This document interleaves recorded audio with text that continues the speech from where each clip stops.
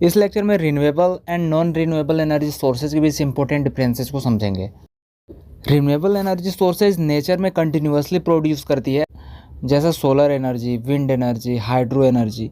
ये कभी ख़त्म नहीं होता है। अगर सोलर एनर्जी की बात करें तो सन डेली शाइन करता है। उसी तरह विंड एनर्जी की अगर बात करें तो विंड अर्थ रोटेशन और प्रेशर डिफरेंस की वजह से रेगुलर बनती है और नदी में पानी कंटिन्यूअसली फ्लो करती रहती है।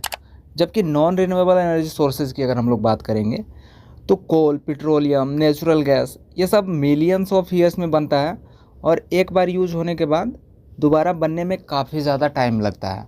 इसलिए इनका स्टॉक लिमिटेड है। इंडस्ट्री और ट्रांसपोर्ट का हैवी डिपेंडेंस होने से ये तेज़ी से एग्जॉस्ट हो रहा है। अगर इन्वायरमेंटल इम्पैक्ट के बेसिस पे दोनों में कंपेयर करें तो रिन्यूएबल सोर्सेज से ऑलमोस्ट ज़ीरो पॉल्यूशन जनरेट होता है। Like solar panels power generate करते टाइम कार्बन डाइऑक्साइड प्रोड्यूस नहीं करता है। उसी तरह विंड टर्बाइन से स्मोक नहीं निकलती है एंड हाइड्रो प्लांट में सिर्फ पानी फ्लो होता है। लेकिन अगर नॉन रिन्यूएबल एनर्जी सोर्सेज को देखें तो non renewable sources high pollution produce करता है। लाइक कोल पावर प्लांट, जिसको थर्मल पावर प्लांट भी बोलते हैं, वो SO2, NOx, CO2 जैसे गैसेस प्रोड्यूस करता है, जिससे global warming, smoke, acid rain जैसे प्रॉब्लम इंक्रीज होता है।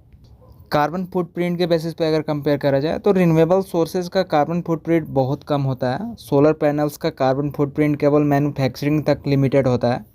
विंड टर्बाइन का इंटायर लाइफ टाइम इमिशन भी निग्लिजिबल होता है। जबकि नॉन रिन्यूएबल सोर्स है जैसे कोल का कार्बन फुटप्रिंट सबसे ज़्यादा होता है। 1 किलोवाट आवर बिजली बनाने पर 820 ग्राम CO2 रिलीज होता है। उसी तरह डीजल और पेट्रोल बर्निंग भी क्लाइमेट चेंज का सबसे बड़ा कारण होता है।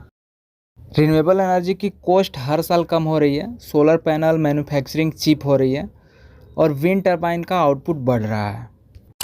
लेकिन नॉन रिन्यूएबल सोर्स की अगर बात करें तो इसमें सिर्फ कॉस्ट बढ़ रही है, क्योंकि कोल माइंस डिप होते जा रहा है, ऑयल एक्सट्रैक्शन डिफ़िकल्ट हो रही है और रिफाइनिंग टेक्नोलॉजी एक्सपेंसिव होती जा रही है।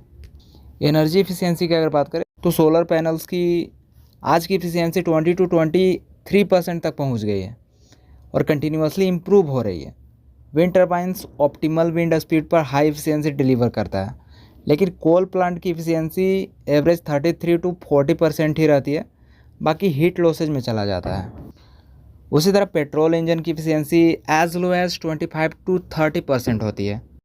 इंस्टॉलेशन वर्सेस एक्सट्रैक्शन अगर हम लोग देखें तो रिन्यूएबल सिस्टम जैसे सोलर पैनल्स या विंड टर्बाइन, ये सब बेस्ट होता है। एक बार इंस्टॉल कर दो फिर फ्री एनर्जी मिलती रहती है। जबकि नॉन रिन्यूएबल सिस्टम लगातार mining, drilling, transportation and refining demand करता है। इस टाइप का एनर्जी रिक्सी, एक्सपेंसिव और इन्वायरमेंटल डैमेजिंग प्रोसेस होता है। फ्यूचर सस्टेनेबिलिटी को अगर हम लोग देखें तो रिन्यूएबल सोर्सेज फ्यूचर प्रूफ है। Solar, wind, hydro, geothermal next हज़ारों साल तक अवेलेबल रहेगा, जबकि नॉन रिन्यूएबल सोर्सेज जल्द ही ख़त्म होने का रिस्क है। एस्टिमेट्स के अकॉर्डिंग ऑयल रिजर्व्स अगला 40 से 50 साल तक ही चलेगा। उसी तरह नेचुरल गैस 60 to 70 साल और हाई क्वालिटी कोल जो है वो 100 साल तक ही चल पाएगा। अगर एनर्जी स्टोरेज करने की बात होती है तो रिन्यूएबल्स एनर्जी की जो प्रोडक्शन है वो वेरिएबल होती है। सोलर सिर्फ दिन में चलता है, मतलब जो सन से जो रेडिएशन आ रही है वो सिर्फ दिन में आती है, रात में नहीं आती है। और विंड भी जो है वो कभी कभी फ्लक्चुएट करते रहता है, कभी ज़्यादा चलेगा, कभी कम चलेगा, कभी रुक जाएगा। इसलिए लार्ज बैटरी स्टोरेज सिस्टम जिसमें लिथियम आयन और फ्लो बैटरीज का ज़रूरत होता है। जबकि नॉन रिन्यूएबल सोर्सेज में स्टोरेज की प्रॉब्लम नहीं होती है, क्योंकि कोल या फिर ऑयल को ईजिली स्टॉक किया जा सकता है और प्लांट डिमांड के अकॉर्डिंग चलाया जा सकता है। अब बात करते हैं लैंड रिक्वायरमेंट की। सोलर फार्म्स और विंड पार्क को लार्ज लैंड चाहिए होती है, जो रूरल एरियाज़ में प्रॉब्लम बन सकता है। जो गांव वाला इलाका होता है वहाँ पर जगह की प्रॉब्लम हो सकती है। जबकि जो नॉन रिन्यूएबल सोर्सेज होती है जैसे थर्मल पावर प्लांट, कंपैरेटिवली इसमें कम लैंड की रिक्वायरमेंट होती है। लेकिन पोल्यूशन और वेस्ट जैसे कि फ्लाई एश, फ्यूम्स, ये सब भारी मात्रा में जनरेट करता है। Renewable energy plant less reliable होता है, क्योंकि इस टाइप की एनर्जी वेदर इंडिपेंडेंट होता है। लाइक बारिश के टाइम में और क्लाउडी सीजन में जो सोलर रेडिएशन है वो प्रॉपरली अर्थ तक नहीं आ पाती है, जिससे पावर जनरेशन अफेक्टेड होता है। जबकि कोल, गैस और न्यूक्लियर पावर प्लांट जो है इसको 24 घंटा यूनिफॉर्म पावर देने के लिए यूज़ किया जा सकता है। नेक्स्ट है supply chain dependency. Renewable system में रॉ मटेरियल्स लिमिटेड होता है, जैसे सिलिकॉन फॉर सोलर पैनल्स को बनाने के लिए सिलिकॉन सेमीकंडक्टर का यूज़ किया जाता है जो कि लिमिटेड होता है। उसी तरह rare earth magnets for wind turbine को बनाने के लिए कुछ रेयर अर्थ मैग्नेट्स का यूज़ किया जाता है, वो भी लिमिटेड क्वांटिटी में होता है, but long term supply chain stable रहती है। जबकि नॉन रिन्यूएबल सोर्सेज में सप्लाई चेन बहुत ज़्यादा अनसर्टेन होता है। ऑयल प्रोड्यूसिंग देशों में पॉलिटिक्स और वार्स के time price fluctuations energy market को काफ़ी ज़्यादा डिस्टर्ब करता है। मतलब कोई ऐसी कंट्री है जहाँ पे ऑयल बहुत ज़्यादा क्वांटिटी में प्रोड्यूस होती है और उसका किसी दूसरे देश से वॉर हो रहा है, उससे लड़ाई हो रहा है, तो उस टाइम एनर्जी मार्केट में जो प्राइस है वो काफ़ी ज़्यादा फ्लक्चुएट करने लगता है। Waste generation. Renewable sources low waste generate करता है। सोलर पैनल्स 25 ईयर्स चलने के बाद भी रिसाइकल हो सकता है।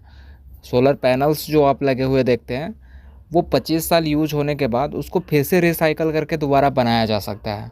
उसी तरह विंड ब्लेड्स भी रिसाइकलेबल मटेरियल से बन रहा है, मतलब पहले से जो बना हुआ था ओल्ड होने के बाद उसको फिर से रिसाइकल करके बनाया जा सकता है।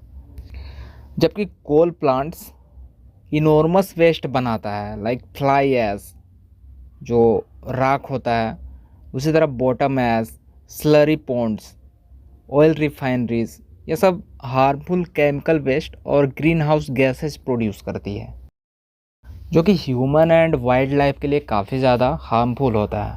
अगर दोनों टाइप के एनर्जी के यूज़ की बात किया जाए तो रिन्यूएबल सोर्स घरों, office, schools, agriculture, street lights, electric vehicle charging, इन सब में बेस्ट होता है। जबकि नॉन रिन्यूएबल एनर्जी जो है वो हैवी इंडस्ट्रीज़ के लिए ज़्यादा सूटेबल रहता है, जैसा steel, cement, aviation fuel, heavy transportation, इन सब में नॉन रिन्यूएबल एनर्जी बेस्ट होता है। लेकिन अब धीरे धीरे ये भी इलेक्ट्रिफिकेशन की तरफ मूव कर रही है। नेक्स्ट है overall impact on humanity. So renewable energy clean air, safe environment, stable climate और फ्यूचर जनरेशंस के लिए सस्टेनेबल प्लेनेट प्रोवाइड करती है। जबकि non renewable energy industrial revolution तो दिया है, लेकिन साथ ही pollution, climate change, health problems, global warming जैसे प्रॉब्लम को काफ़ी ज़्यादा इंक्रीज कर चुका है।